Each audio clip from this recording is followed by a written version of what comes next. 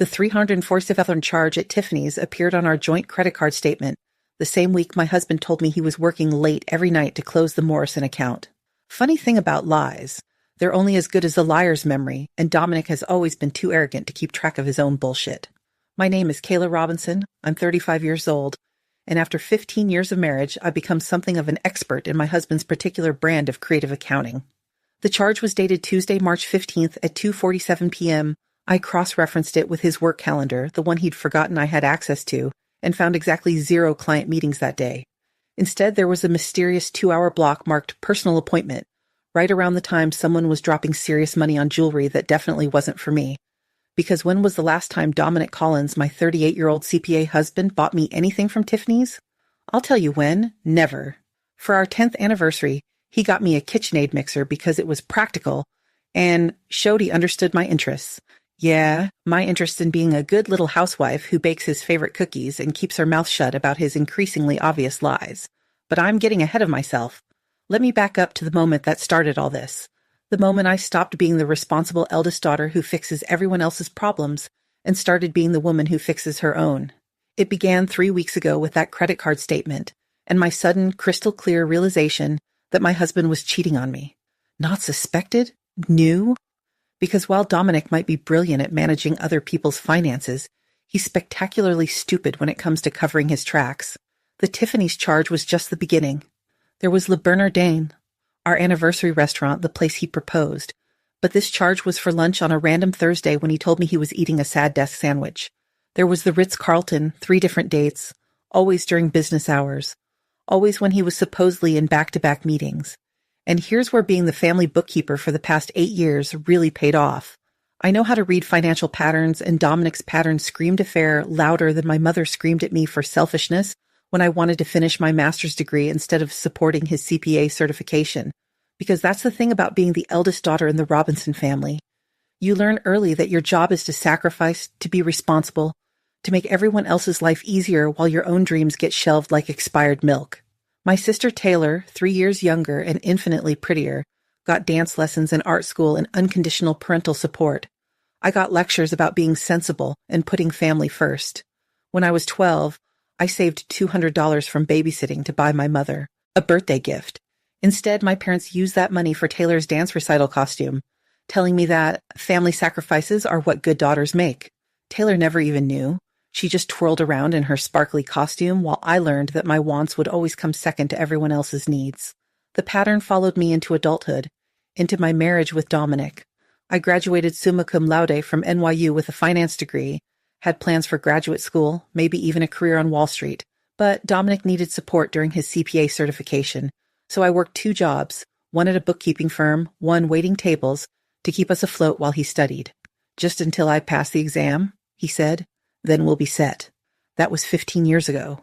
Instead of Wall Street, I got 8 years as his personal accountant and administrative assistant, turning down 3 different promotion opportunities because they required evening classes that would conflict with his networking events. When I finally got pregnant at 28, I was so excited about building something that was truly ours. Then I miscarried at 12 weeks. Dominic blamed my stressful job for the loss, and in my grief-soaked state, I actually believed him. I quit working to become a full-time housewife, convinced that if I just tried harder to be the perfect supportive spouse, maybe we could try again for a family. We never did try again. Turns out when the time is right is code for never, when you're married to someone who sees children as competition for attention. Over the years, Dominic transformed from the charming guy who used to ask my opinion about everything into someone who explained basic financial concepts to me like I was a particularly slow child. Never mind that I was the one balancing our books, preparing our taxes, and managing our investment portfolio while he played golf with clients. Every condescending correction of my grammar in front of friends. Every dismissive wave when I tried to contribute to business conversations. Every time he introduced me as just my wife, instead of mentioning my degree or experience. I used to think he was just stressed from work. Now I know he was systematically erasing me. But back to those credit card charges, because they told a story that would make any forensic accountant proud. The spending pattern started 6 months ago, right around the time Dominic's firm hired new junior staff for their marketing department. Lunch charges at expensive restaurants during business hours. Hotel charges that coincided with his client development trips. And the jewelry. Oh, the jewelry. Not just the Tiffany's necklace, but charges at 3 different boutiques. Always expensive, always when he claimed to be in meetings.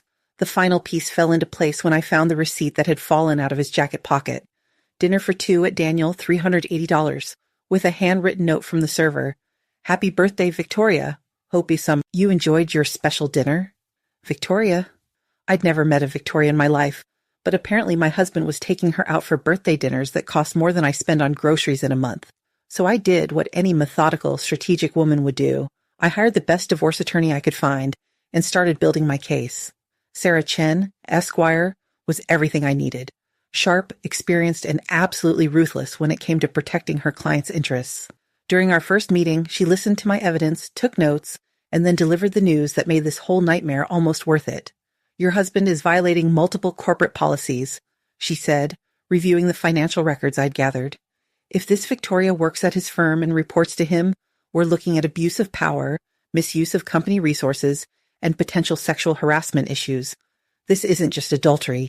This is a career-ending level of professional misconduct. That's when I started smiling for the first time in months.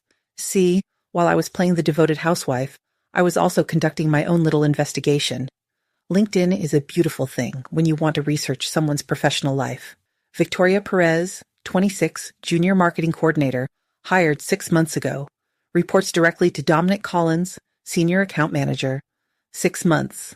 The exact timeline when the suspicious charges started appearing. 26 years old. Barely older than I was when I met Dominic and fell for his promises about building a life together. And reporting directly to him, which meant every expensive lunch, every late-night meeting, every gift purchased on our joint credit card was a violation of company policy regarding supervisor-subordinate relationships. Document everything, Sarah advised. Don't confront him yet. We need a complete financial picture before we make any moves. So that's what I did. For 3 weeks, I became a forensic accountant of my own marriage. I found bank statements he thought he'd hidden. Investment accounts I never knew existed. Credit cards in his name only that had been funding his double life. The total damage? $43,000 over 6 months. $43,000 of our joint assets spent on hotels, jewelry, dinners, and gifts for his 26-year-old subordinate. For perspective, that's more than he allowed me to spend on household expenses in 2 years. But the real kicker came when I discovered he'd been telling his colleagues for months that I don't really understand business and was just a housewife who couldn't grasp complex financial concepts. This from the man whose books I'd been balancing for 8 years, whose tax returns I prepared, whose investment portfolio I managed while he played golf with clients. The same man who used my grandmother's $50,000 inheritance to pay for his graduate degree without asking, then told me I was being emotional when I cried about it. Every condescending explanation, every dismissive correction, every time he made me feel small and stupid in front of other people, it all suddenly made sense. He'd been systematically undermining my credibility for years, ensuring that everyone saw me the way he wanted them to, as the simple housewife who couldn't possibly understand the complex world of corporate finance. Well, guess what, Dominic? This simple housewife spent 3 weeks putting together a financial discovery package that would make the IRS weep with joy.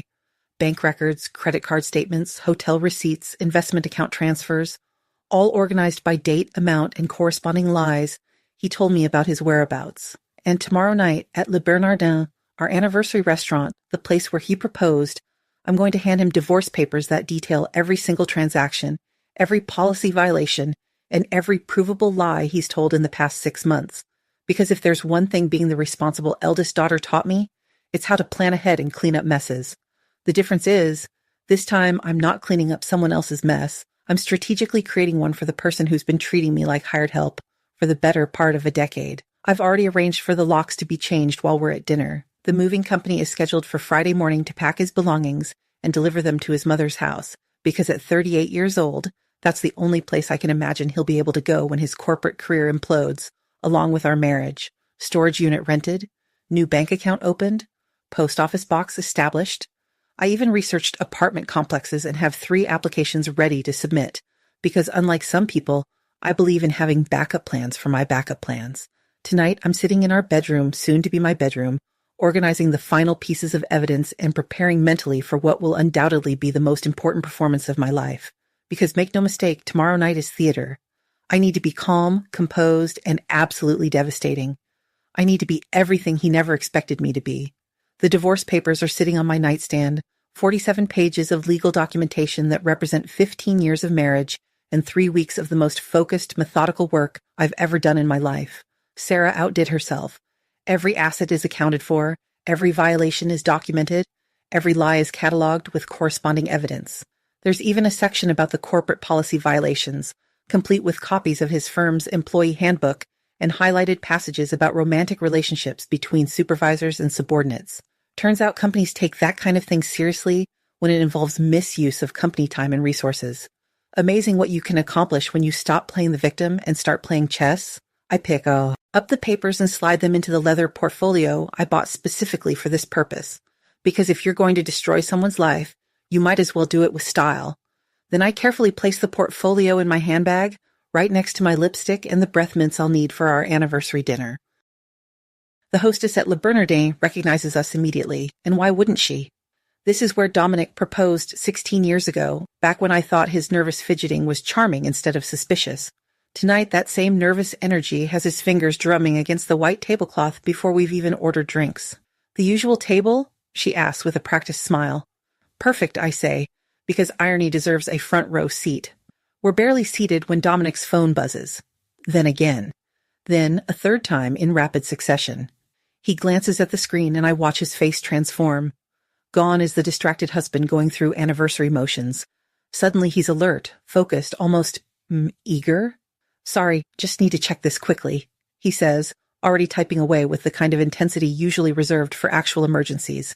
Except I know what actual work emergencies look like after 8 years of managing his calendar.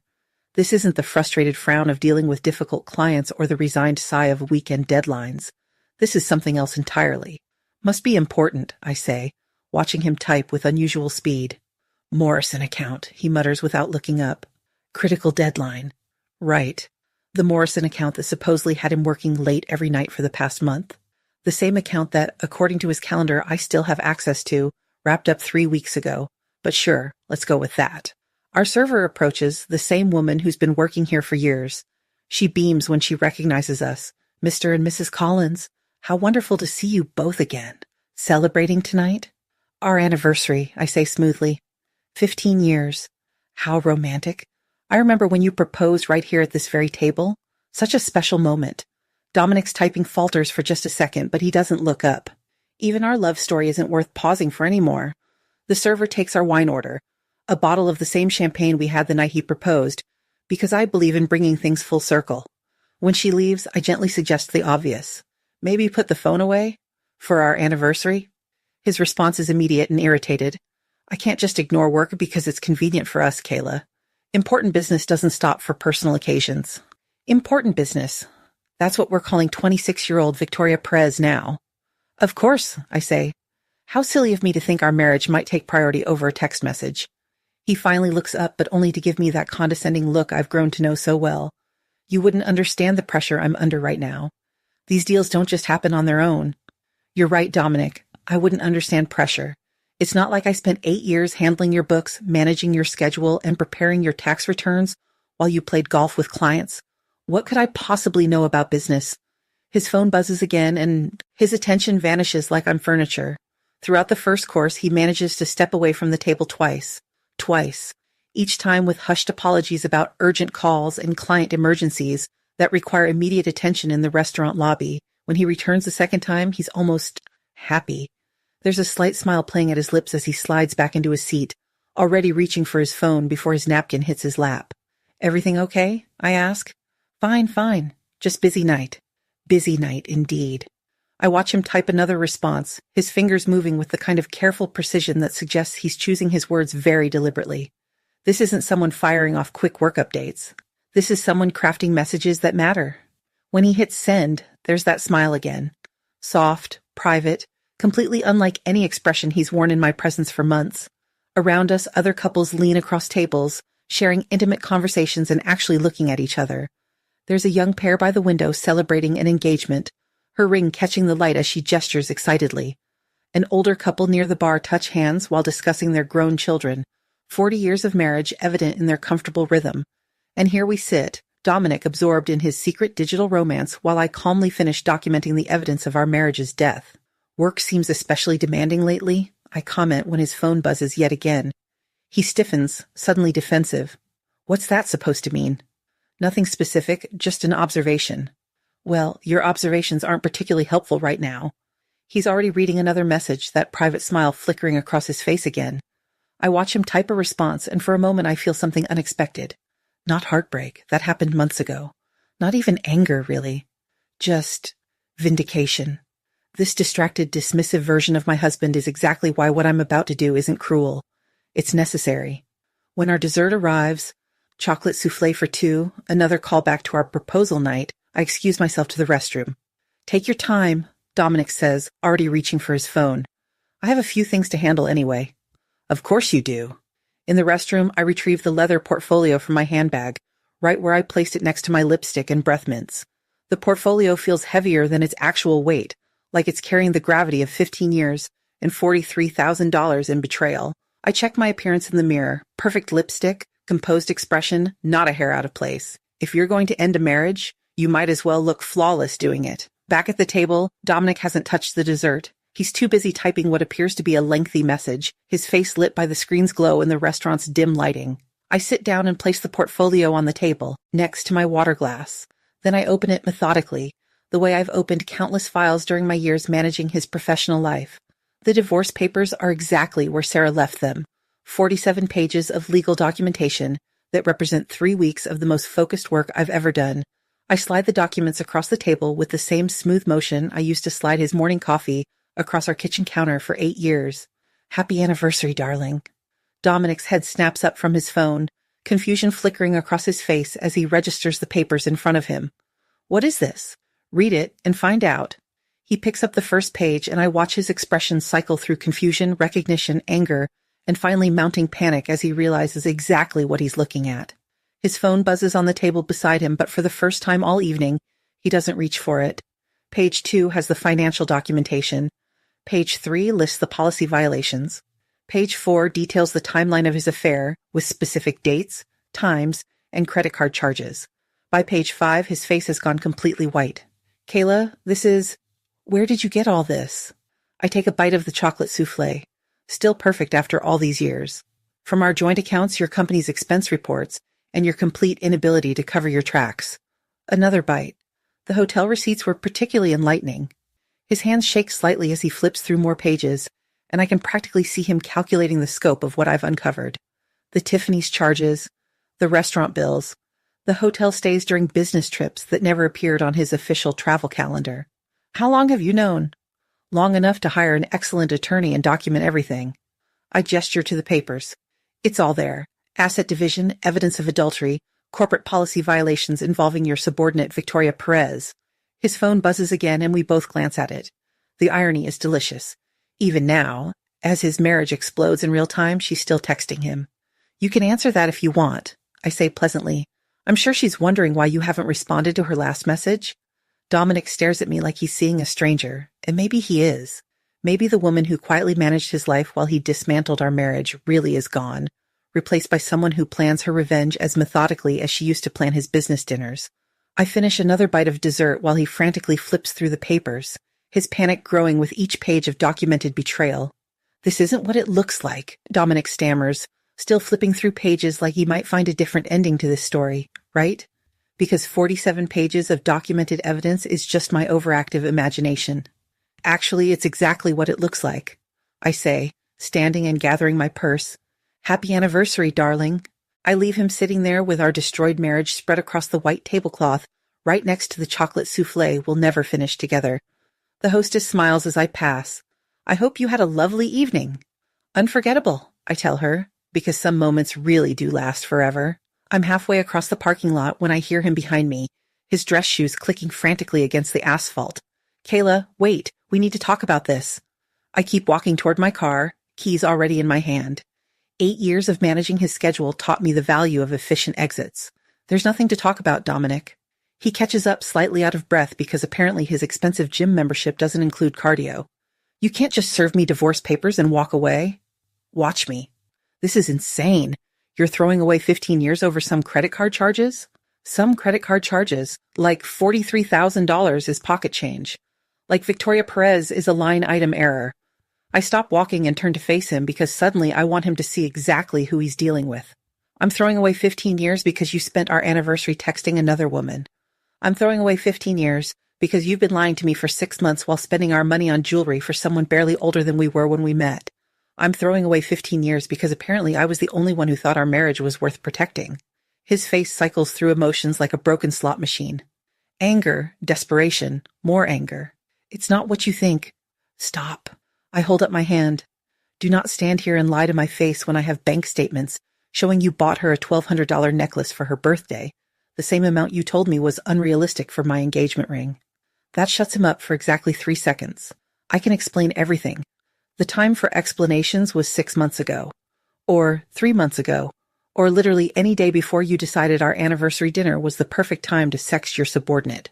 He's getting desperate now, and desperate Dominic is never pretty. Kayla, please don't do this. We can work through this. We? I laugh, and it comes out sharp enough to cut glass. There is no we anymore.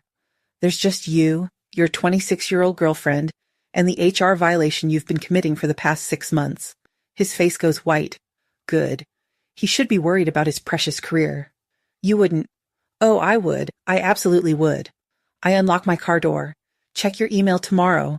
You'll find Sarah Chen has some very interesting questions about company policy compliance. I slide into the driver's seat and start the engine while he stands there looking like someone just told him the stock market crashed. Through the window, I can see his mouth moving, but I'm done listening to anything he has to say. The drive home takes 23 minutes, and my phone buzzes approximately every 30 seconds. Call after call, text after text, the desperate digital tantrum of a man who's finally facing consequences. I don't answer a single one. By the time I pull into our driveway, my driveway now, I have 17 missed calls and 42 unread messages. The preview snippets on my lock screen tell their own story. Please pick up. We need to talk. This is crazy. I love you. Don't do this to us. Still talking about us like we're a team, while his phone is probably buzzing with messages from Victoria wondering why Daddy didn't come home from his anniversary dinner. The locksmith is exactly where I scheduled him to be, parked discreetly down the street with his van.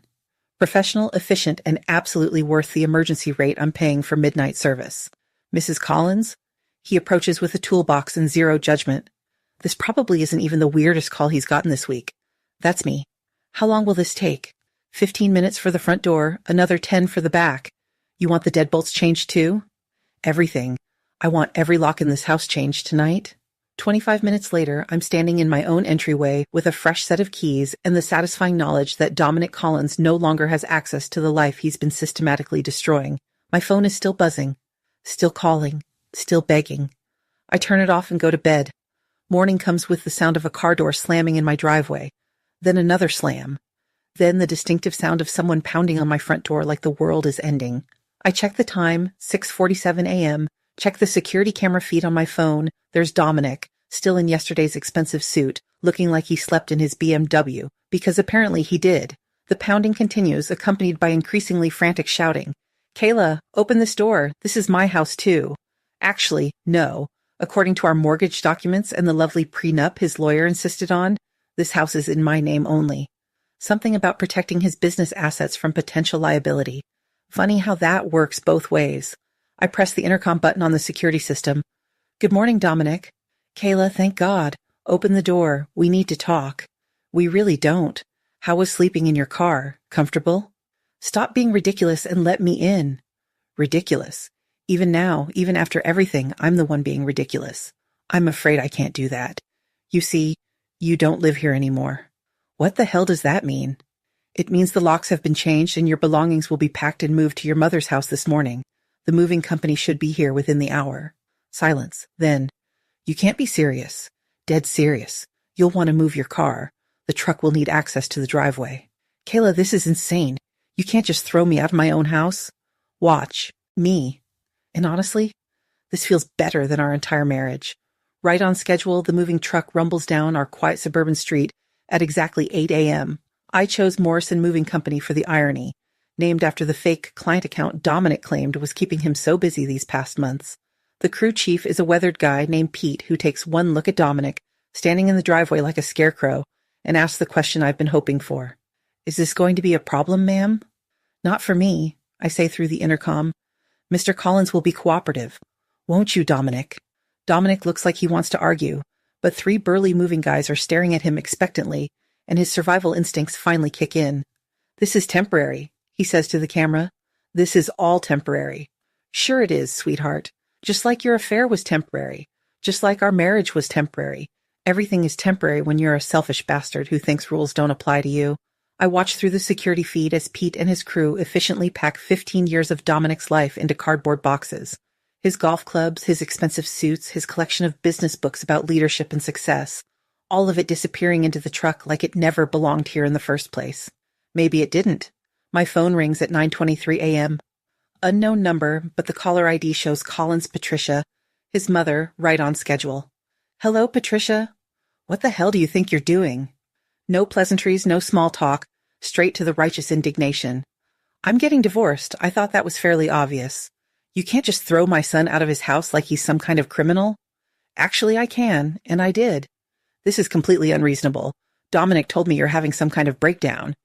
Did he mention the affair? The $43,000 he spent on his 26-year-old subordinate? The hotel receipts and jewelry purchases I documented over the past 6 months? Silence. Then, there must be some misunderstanding? No misunderstanding. Would you like me to email you copies of the evidence? Hotel receipts, credit card statements, restaurant bills for romantic dinners, while he told me he was working late? I don't think that's necessary. I think it is. I hang up and immediately draft an email with subject line, Evidence of Dominic's Affair, Financial Documentation. Attached are PDF copies of every hotel receipt, every jewelry purchase, every romantic dinner charge, every piece of concrete evidence that her brilliant boy has been systematically betraying his marriage while using our joint finances to fund his midlife crisis. The response comes 23 minutes later. Kayla, I had no idea. I'm so sorry. Dominic never told me. I can't believe he would. Please call me when you're ready to talk. Patricia. Funny how quickly righteous indignation turns into humble apologies when confronted with actual facts. My phone rings again at 10:15 a.m. This time it's my mother. Kayla Marie Robinson, what on earth is going on? Oh, full name. I'm in trouble now? Hello, Mom. Patricia Collins just called me in tears saying you've kicked Dominic out and filed for divorce. Please tell me this is some kind of misunderstanding. No misunderstanding. Dominic has been having an affair for 6 months. I filed for divorce. Well, that can't be right. Dominic would never? Are you sure you're not overreacting to something minor? Overreacting, because discovering your husband's affair through $43,000 in unauthorized charges is definitely a minor marital hiccup. I'm not overreacting, Mom. He's been cheating on me with a woman at his office. I have documented evidence. But Kayla, honey, sometimes men make mistakes. That doesn't mean you throw away a marriage. Have you considered what you might have done to push him toward this? And there it is. The question I've been dreading but expecting since the moment I decided to leave. What did I do to drive him away? Because God forbid Dominic Collins bear responsibility for his own choices. God forbid my mother consider that maybe, just maybe, her eldest daughter deserves better than a husband who treats her like hired help while spending their money on jewelry for other women. What I did, I say carefully, was support his career for 8 years while sacrificing my own. What I did was work 2 jobs to put him through graduate school. What I did was manage his life, his schedule, his taxes, and his investment portfolio while he told everyone I was just a housewife who didn't understand business. That doesn't excuse breaking up a marriage over an affair. Marriage is work, Kayla. It requires forgiveness and compromise, like the forgiveness and compromise I showed when he spent my grandmother's inheritance on his degree without asking, like the compromise I made when I quit my job because he blamed my miscarriage on my stressful career. You're being dramatic? No, Mom. I'm being honest. For the first time in 15 years, I'm being completely honest about what my marriage actually was. Well, I think you're making a huge mistake. Dominic is a good provider. He's never been violent, and plenty of women would be grateful for what you have. Grateful? I should be grateful for a husband who condescends to me in public, dismisses my intelligence, and spends our money on other women. Just like I should have been grateful when I was 12 and my parents spent my birthday money on Taylor's dance costume. Just like I should have been grateful when they paid for her entire art school education, while I took out loans for my business degree. Just like I should always be grateful for scraps while everyone else gets the full meal. You know what, Mom? I'm done being grateful for being treated like garbage. Kayla Marie, you watch. Your tone with me? No, I'm 35 years old, and I'm done watching my tone. I'm done being the responsible one who fixes everyone else's problems while mine get ignored. I'm done being blamed for other people's choices. That's not. It is. It's exactly what this is. Dominic cheats, and somehow it's my fault for not being a good enough wife. Taylor crashed my car when we were teenagers, and somehow it was my fault for leaving my keys accessible. You and Dad used my college fund for her dance lessons, and somehow I was selfish for being upset about it. We did what was best for the family. You did what was best for Taylor. There's a difference. The silence stretches long enough that I check to make sure the call is still connected. Kayla, I think you need to take some time to calm down and think about this rationally. I've been thinking rationally for 3 weeks while I documented every lie he told me. I've been thinking rationally while I hired the best divorce attorney I could find. I've been thinking rationally while I gathered evidence of his affair and his violations of corporate policy. You don't need to be vindictive. Holding people accountable for their actions isn't vindictive. It's called having standards. Well, I can see you've made up your mind to be stubborn about this. Stubborn. Right, because standing up for myself is stubborn, but 15 years of emotional manipulation is just something I should accept with grace. I have made up my mind, and since you've made it clear whose side you're on, I think we're done here. Kayla, don't you dare hang up on me. I hang up. Then I block her number. Then I sit in my quiet house, my house, and feel something I haven't felt in years. Peace. My phone buzzes with a text from an unknown number, but the message makes me smile for the first time all day. Hey, it's Taylor. I heard about the divorce from Mom. I know we haven't talked much lately, but I wanted you to know I'm proud of you for leaving him.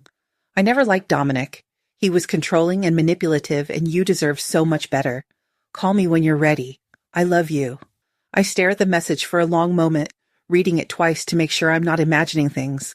My sister, the golden child, the favorite, the one who never had to fight for anything, is finally seeing what I've been dealing with all these years.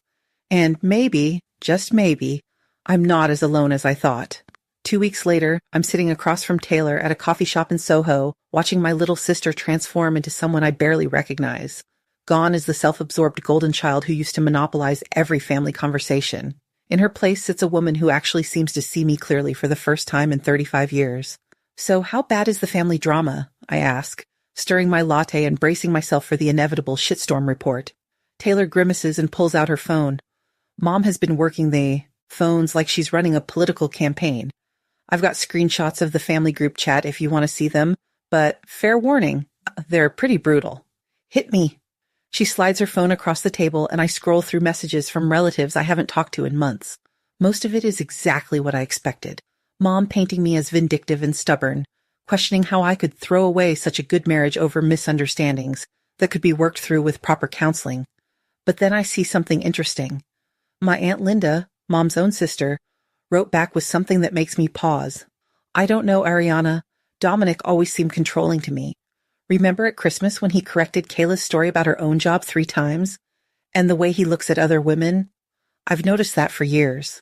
Holy shit, I mutter, reading further. My cousin Jessica chimed in too. Yeah, he was really dismissive at the wedding when Kayla was talking about going back to school. Just kept interrupting her and changing the subject back to his work stuff. And my Uncle Frank, who usually stays out of family drama completely. Never liked how he talked down to her in public. Made me uncomfortable. I look up at Taylor, who's watching my face carefully. How many people responded like this? About half. The other half are either staying out of it completely or siding with Mom's marriage is sacred routine. She takes a sip of her coffee. But the ones speaking up? They've been watching him for years, Kayla. They just never said anything because, family politeness and all that bullshit. Family politeness. The same social pressure that kept me quiet about Dad's emotional affair 17 years ago when I was the one who found the evidence. The same politeness that made me swallow my anger when my college fund got redirected to Taylor's dance lessons. What about Dad? Dad's been weird about it. He's not actively defending Dominic like Mom is, but he keeps asking questions like, are you sure she's not overreacting?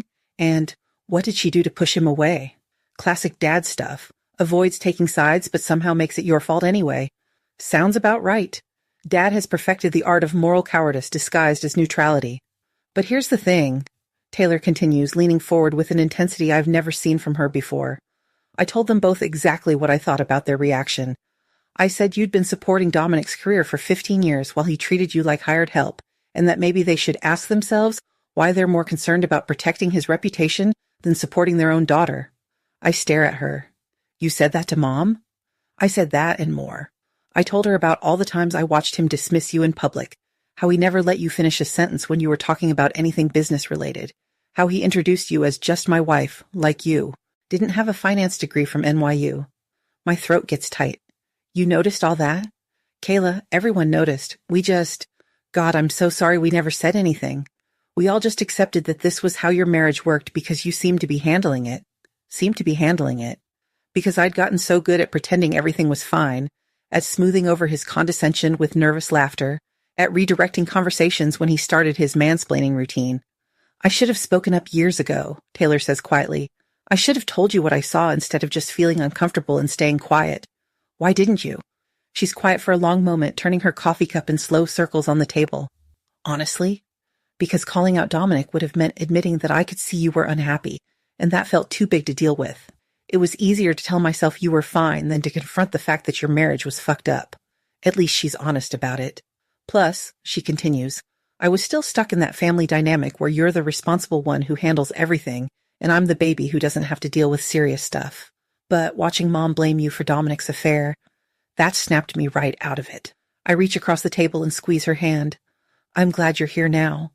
I'm not going anywhere, and neither are Uncle Frank, Aunt Linda, Jessica, or any of the other relatives who are finally saying what they should have said years ago.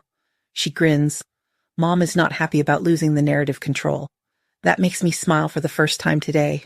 Mom has always been the family's chief storyteller, shaping how everyone interprets events to maintain her preferred version of reality. Having relatives openly disagree with her victim blaming must be driving her absolutely crazy. Speaking of narrative control, I say, pulling out my own phone. My lawyer wants me to push forward with the corporate policy violation stuff. Apparently companies take supervisor-subordinate affairs very seriously when they involve misuse of company resources. Taylor's eyes light up. You mean the hotel charges and jewelry purchases? All of it. Sarah, my attorney, says what Dominic did isn't just adultery. It's professional misconduct that could seriously damage his career. Good. He should face consequences for what he did to you. 3 days later, I'm sitting in Sarah Chen's office again, this time discussing strategy rather than just documenting evidence. Corporate relationships between supervisors and subordinates create significant liability issues for companies, Sarah explains, reviewing the file we've built over the past month, especially when there's evidence of quid pro quo arrangements or misuse of company time and resources. What kind of liability? Sexual harassment lawsuits, wrongful termination claims, hostile work environment issues. Companies hate this stuff because it opens them up to expensive litigation. She slides a document across her desk. I'm recommending we file a formal complaint with his company's ethics board. I read through the complaint form, which is surprisingly detailed. It asks for specific examples of policy violations, dates and times of inappropriate conduct, and any evidence of company resources being misused for personal purposes. The hotel charges during supposed business trips? Absolutely. Company credit card abuse is a serious violation. The expensive dinners during work hours when he claimed to be in client meetings? Fraudulent expense reporting? Using his position as her supervisor to initiate and maintain a romantic relationship? Abuse of power and violation of workplace harassment policies. I sign the complaint form with the same methodical precision I use to sign our tax returns every year. The irony isn't lost on me. All those years of managing Dominic's professional life, and now I'm using that same organizational skill to systematically dismantle it. Sarah files the complaint electronically while I watch, and something about the finality of hitting submit feels almost as satisfying as sliding those divorce papers across the table at Le Bernardin. How long before they respond? Usually within a week for initial contact. Companies move fast on these things because they want to contain potential damage. She's right. 5 days later, my phone rings with a call from Dominic's company's HR department. Mrs. Collins, this is Janet Morrison from Human Resources at Collins, Bradley and Associates. We received your ethics complaint and would like to schedule an interview as part of our investigation. Collins, Bradley and Associates. Of course, Dominic works at a firm that shares his last name. The universe really does have a sense of humor. When would be convenient for you? As soon as possible. We schedule the interview for the following Tuesday at their Manhattan office. Janet explains that I should bring any additional documentation I have, and that the interview will be recorded for their records. Tuesday morning, I dress like I'm going to a job interview. navy blazer, white blouse, my most professional everything. Because in a way, I am interviewing. I'm interviewing for the position of credible witness in the destruction of my ex-husband's career. The Collins, Bradley & Associates office is everything I expected. Glass and steel and expensive furniture designed to intimidate clients into paying premium fees. Janet Morrison turns out to be a sharp woman in her 40s who clearly knows exactly why corporate ethics violations are serious business. Thank you for coming in, Mrs. Collins. I want to assure you that we take these allegations very seriously. I appreciate that. She opens a thick folder that I realize contains printed copies of every piece of evidence Sarah submitted with the complaint. Bank statements, hotel receipts, restaurant charges, photos from Dominic's phone that synced to my iPad. Let's start with the timeline. When did you first become aware of the relationship between your husband and Ms. Perez? I walk her through everything methodically. The credit card charges that didn't match his calendar. The hotel stays during supposed business trips. The jewelry purchases that coincided with Victoria's birthday and work anniversary. And these charges were made on joint accounts that you also have access to? Yes, I've been managing our household finances for 8 years. Janet makes notes as I talk, occasionally asking for clarification about dates or amounts. When we get to the professional misconduct aspects, her expression becomes more serious. According to our records, Mr. Collins is Ms. Perez's direct supervisor. He conducts her performance reviews and has input on her salary and promotion decisions. That's what I understand from my research, yes. And you have evidence that he used company time and resources to pursue this relationship? I slide copies of the hotel receipts across the table. These charges correspond to days when his calendar showed him in client meetings or business development activities. But according to the hotel, the reservations were made for personal use, not business. Janet reviews the receipts, cross-referencing them with what appears to be Dominic's official travel schedule. The dates don't match his authorized business travel, she says finally. These appear to be personal trips charged to company accounts. The restaurant charges are similar. Expensive dinners during business hours when his calendar showed client meetings, but the charges don't correspond to any client entertainment expenses reported through proper channels. By the end of the interview, Janet has 3 pages of notes and a stack of evidence that clearly establishes a pattern of policy violations spanning 6 months. What happens next? I ask. We'll be conducting interviews with other relevant parties, including Mr. Collins and Ms. Perez. Depending on what we find, this could result in disciplinary action up to and including termination. Termination. Dominic could actually lose his job over this. A week later, I'm back in Sarah's office when her phone rings. Sarah Chen, she answers, then pauses. Yes, she's here with me now. Another pause. I see. When did this happen? I watch Sarah's face as she listens, taking notes on a legal pad. She wants to speak with my client directly? About what specifically? More notes. I understand. Let me discuss this with Mrs. Collins and we'll get back to you. She hangs up and looks at me with an expression I can't quite read. That was interesting. What happened? Victoria Perez contacted our office. She wants to speak with you. My stomach does something complicated. About what? According to her message, she has information about additional professional misconduct involving your husband. She says she feels pressured to come forward because he's been influencing her to stay quiet about certain things. Additional professional misconduct. What the hell else has Dominic been doing? She specifically asked to speak with you rather than just providing information to me, Sarah continues. She said she feels you deserve to know the full scope of what was happening. I stare at Sarah, trying to process this development. Victoria Perez, the 26-year-old woman who's been sleeping with my husband, who's been receiving jewelry bought with our joint credit cards, wants to talk to me. What kind of additional misconduct? She wouldn't say over the phone, but she did mention that she's been documenting things because she's afraid of retaliation. Retaliation?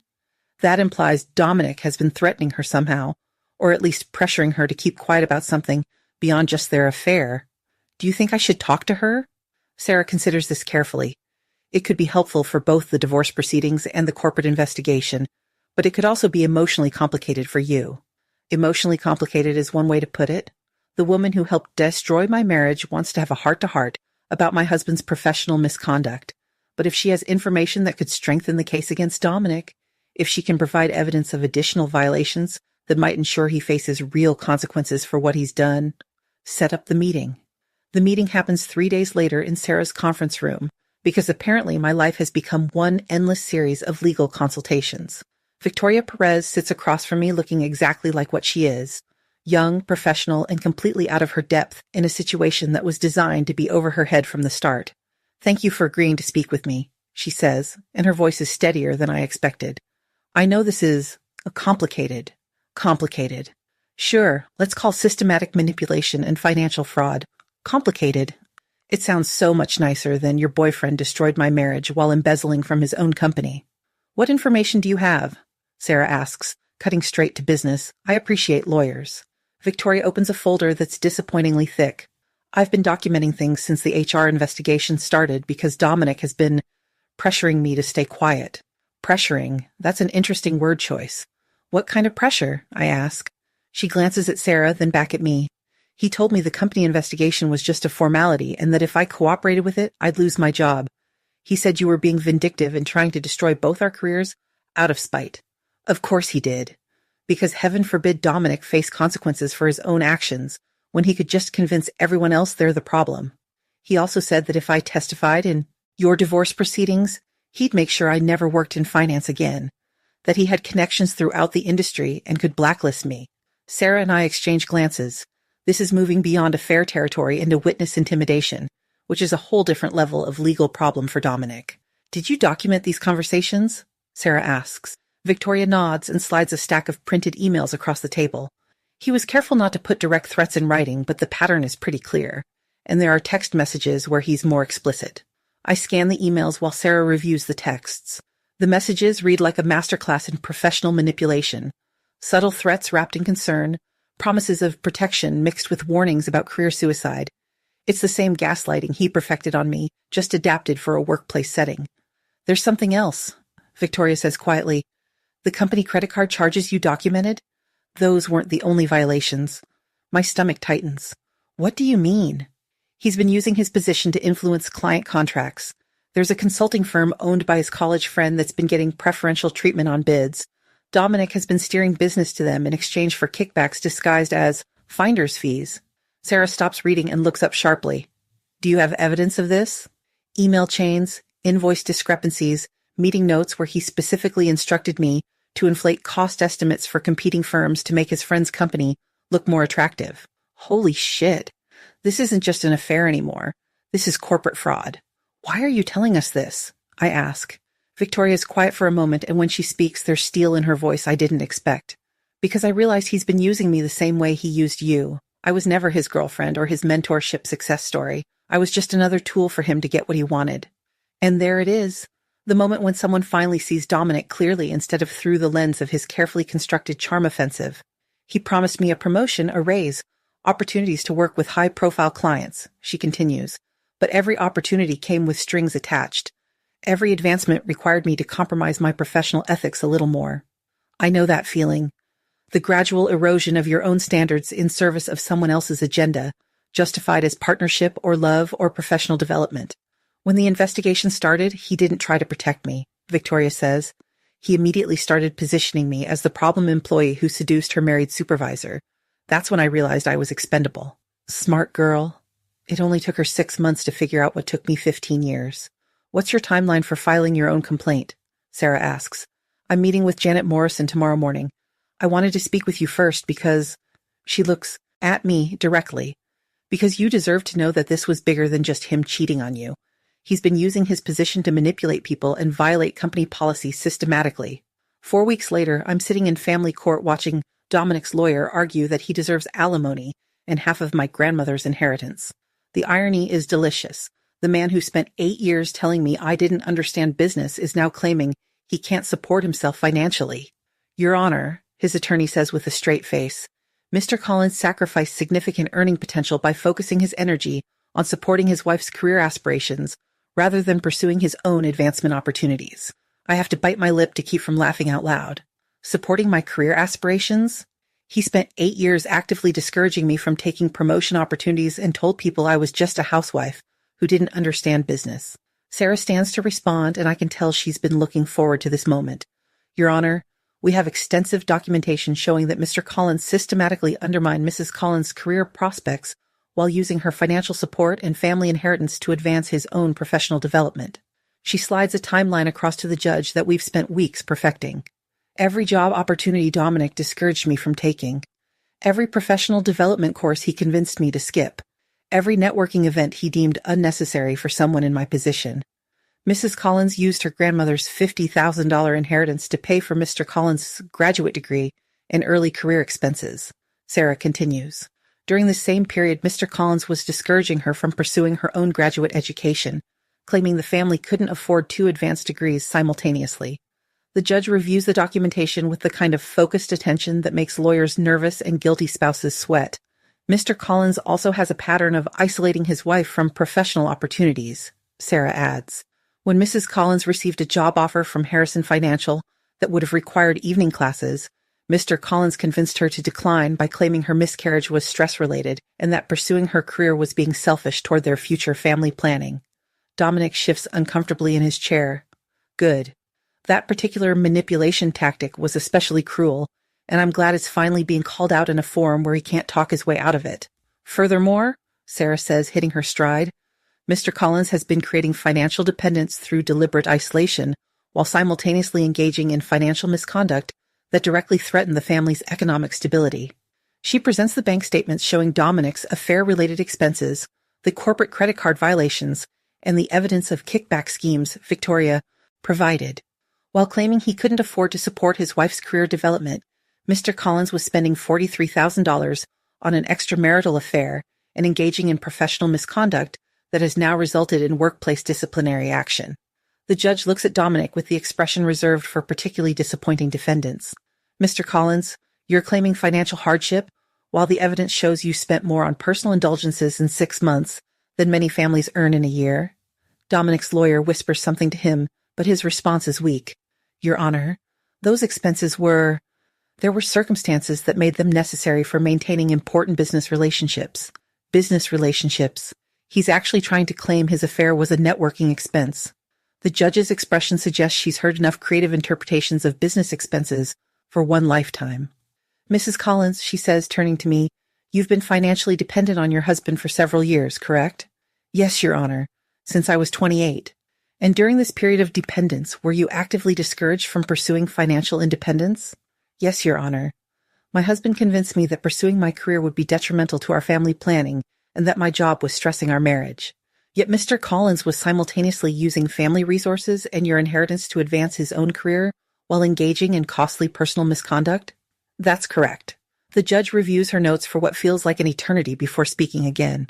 Based on the evidence presented, this court finds that Mr. Collins created financial dependence through manipulation and isolation while simultaneously engaging in financial misconduct that threatened the marital estate. His claim for alimony and inheritance rights is denied.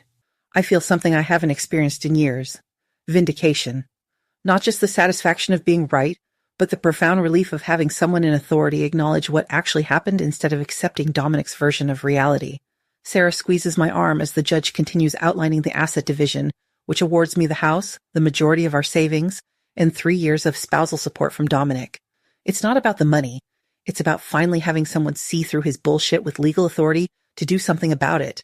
Walking out of the courthouse, I feel like I've shed about 50 pounds of accumulated gaslighting. Dominic doesn't even try to talk to me, just storms off toward the parking garage with his lawyer trailing behind making what sound like damage control phone calls. My phone rings as I'm unlocking my car. Sarah, that was even better than I hoped, she says. But I have more news. Good news or interesting news? Both. Victoria's complaint has triggered a broader investigation at Dominic's company. They've found evidence of the kickback scheme and additional policy violations involving other female employees. Other female employees? Of course there were others. Dominic's manipulation tactics were too polished to have been developed for just Victoria and me. How many others? At least 3 that they've identified so far. The company is conducting a full audit of his client relationships and expense reports going back 5 years. 5 years. Jesus. This has been happening since before his affair with Victoria even started. There's something else. Sarah continues. The state CPA licensing board has opened their own investigation. Professional misconduct involving fraud and ethics violations can result in license suspension or revocation. My car suddenly feels too small to contain the enormity of what she's telling me. The affair was just the tip of the iceberg. Dominic has been running a systematic scheme of professional misconduct for years, and it's all finally catching up with him. What's the timeline on the licensing investigation? They're notoriously slow, probably 12 to 18 months for a full review, but they've already issued preliminary sanctions restricting his ability to sign off on certain types of financial statements. I lean back against my car, processing this information. Dominic isn't just facing divorce and workplace discipline. He's potentially looking at losing his professional license entirely, the credential he spent 8 years and my grandmother's inheritance to obtain. Kayla, you still there? Yeah, I'm here. Just, wow. The board investigation is confidential, but I wanted you to know because it affects the divorce settlement timeline. If he loses his license, his earning potential changes significantly, which means the 3 years of spousal support I just won might be the only financial support I get from him.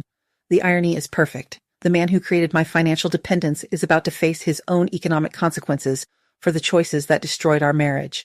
I drive home in a daze, my mind cycling through the implications of everything that's happened today. 6 months ago, I was sitting in Les Bernardins watching my husband text another woman during our anniversary dinner. Today, I watched a judge officially acknowledge that our entire marriage was built on manipulation and financial control. But more than that, I'm watching Dominic face consequences that go far beyond our divorce. The affairs, the manipulation, the fraud, it's all being documented and investigated by people with actual authority to hold him accountable. For the first time in 15 years, Dominic Collins is dealing with problems he can't charm or gaslight his way out of. And honestly, that feels better than any amount of spousal support. My phone buzzes with a text from Taylor. How did court go? I'm bringing wine either way. I text back, bring champagne, we're celebrating. Because sometimes the best revenge isn't what you do to someone else. Sometimes it's watching them face the natural consequences of their own choices while you build something better from the ashes of what they destroyed.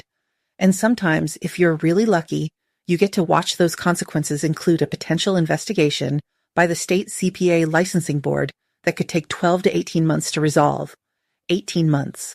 That's how long it takes for everything to finally settle into its new shape. The divorce papers arrive on a Tuesday morning in March, stamped and official and absolutely final. 3 years of spousal support, the house, and 70% of our assets.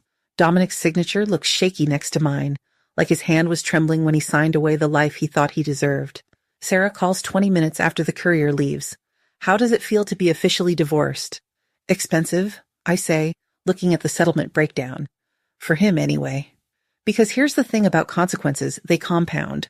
While I was rebuilding my life, Dominic's was systematically falling apart. The corporate investigation wrapped up with a formal reprimand and a demotion that cut his salary by 30%.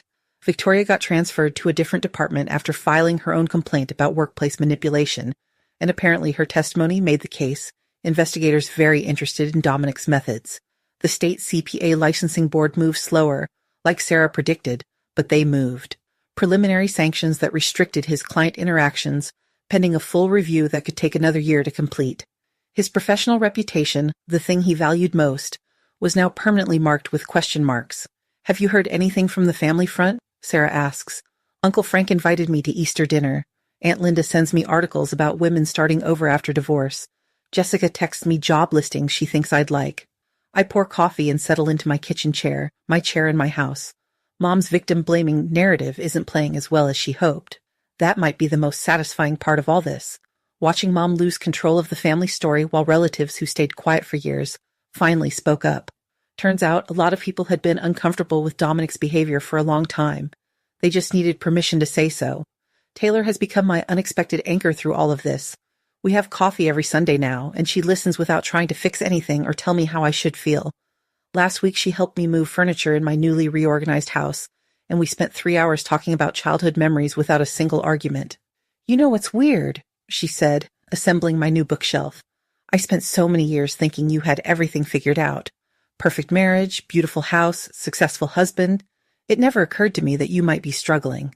I got really good at pretending everything was fine. Well, you don't have to pretend anymore. She was right. For the first time since I was 22, I didn't have to manage anyone else's emotions or career or ego.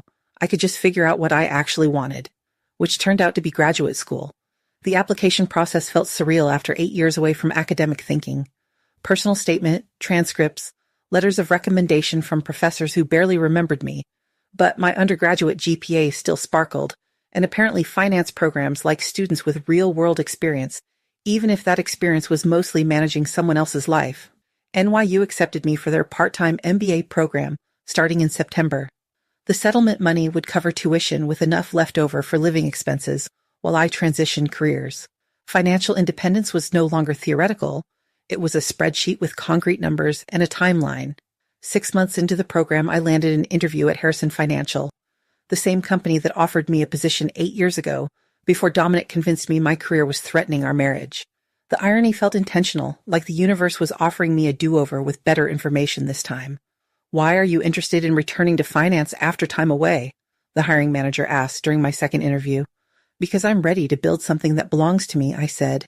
"I have excellent analytical skills, significant experience managing complex financial situations, and the motivation that comes from knowing exactly what I don't want my life to look like." They offered me the position 3 days later. Senior financial analyst, 40% more than I was making before my 8-year detour into being someone else's support system. I started on a Monday in October, carrying a new laptop bag and wearing a blazer that hadn't been purchased with anyone else's approval. The work felt like coming back to life. Spreadsheets and market analysis and client presentations that challenged my brain instead of numbing it. Colleagues who respected my opinions and included me in strategic discussions. A boss who didn't mansplain my own recommendations back to me. For the first time in years, I remembered why I'd loved finance in the first place. 3 months later, I was walking through the produce section at Whole Foods when I spotted a familiar figure hunched over the organic lettuce display. Dominic looked diminished. His expensive suits had been replaced by off-the-rack khakis and a polo shirt that didn't quite fit. The confident posture was gone, replaced by the hunched shoulders of someone who'd spent months looking over his shoulder. His hair needed cutting, and there were stress lines around his eyes that made him look older than his 38 years. He must have felt me watching because he looked up, and his face went through a complicated series of expressions. Surprise, embarrassment, something that might have been hope. "Kayla." He straightened up, attempting his old confident smile. "Hi, Dominic." I kept my voice neutral, professional, like he was a distant acquaintance I'd run into accidentally. "You look—" He paused, taking in my tailored jacket and confident posture. "You look really good. Happy?" "Thank you." An awkward silence stretched between us while other shoppers navigated around our unexpected reunion. He was still employed, according to mutual acquaintances, but in a reduced capacity while his licensing review continued. The kickback investigation had expanded beyond his company, creating industry-wide scrutiny that made him essentially untouchable for advancement. "Listen," he said finally, "I know this is probably weird, but I've been thinking about you, about us, and I wanted to say, I'm sorry for everything. I made mistakes, and I hurt you, and I've been realizing how much I took for granted. Mistakes. Such a small word for systematic betrayal and emotional abuse. I appreciate the apology," I said, because I'd learned the power of polite responses that didn't commit to anything. "I keep thinking about counseling," he continued, encouraged by my lack of immediate hostility. "About working through things. We had 15 years together, Kayla. That has to count for something." 15 years. He was still trying to use our shared history as emotional leverage, like time invested was the same thing as a relationship worth saving. "Those 15 years taught me a lot," I agreed, "including what I will and won't accept in my life going forward." His face flickered with something that might have been desperation. "So there's no chance we could talk? Maybe get dinner sometime? Just to see if there's anything left worth saving?" The old me would have felt guilty for his obvious pain. The old me would have worried about seeming cold or vindictive. The old me might have actually considered it, because 15 years of emotional conditioning doesn't disappear overnight. But the new me had learned to trust my instincts instead of managing other people's feelings. "I don't think that would be productive for either of us," I said gently, "but I hope you find what you're looking for." "What about you?" he asked. "Are you seeing anyone? Are you happy?" The questions felt invasive, like he still thought he had a right to information about my personal life. But something about his defeated posture made me answer honestly. "I'm happy," I said. "Really happy. I'm finishing my MBA, I love my job, and I have a promotion interview next week that could change everything." I watched that information hit him like a physical blow. The MBA he'd convinced me I didn't need. The job he'd made me believe was threatening our marriage. The promotion opportunities he'd taught me to see as selfish pursuits. All of it happening without him because of leaving him. That's great," he said, and almost sounded like he meant it. "You always were brilliant with numbers. Always were." Like my intelligence was a historical fact instead of something he'd spent 8 years undermining. "Take care of yourself, Dominic," I said, moving toward the checkout lanes. "You too, Kayla, and congratulations. on everything. I paid for my groceries and drove home feeling lighter than I had in months. Not because I'd hurt him, his pain didn't give me satisfaction anymore, but because I'd faced him as the person I'd become instead of the person he trained me to be. The promotion interview went better than I dared to hope. Senior portfolio manager, a team of analysts reporting to me, and a salary that would make me completely financially independent within 2 years. They offered me the position the following Monday, with a start date after I finished my MBA in June. I called Taylor immediately. Holy shit, Kayla. Senior portfolio manager, that's incredible. I know. I can barely believe it's real. We're celebrating. Tonight. Dinner somewhere ridiculously expensive where we can toast your brilliance and my sister's incredible comeback. Where did you have in mind? Leave that to me. I'll make reservations somewhere special. The somewhere special turned out to be Le Bernardin. Of course it was. You're kidding, I said, when Taylor told me to meet her at the same restaurant where I'd served Dominic divorce papers 18 months ago. I'm not kidding at all. It's my birthday dinner and I want to celebrate at the place where my sister became a badass. Her birthday. I'd been so focused on my own news that I'd almost forgotten Taylor was turning 33 today. Are you sure? It might be weird going back there. It'll be perfect. Trust me. She was right. Walking into Le Bernardin felt completely different this time. Instead of nervous anticipation mixed with grim determination, I felt confident and peaceful. The hostess seated us at the same table where everything had changed, where I'd finally stopped accepting unacceptable behavior.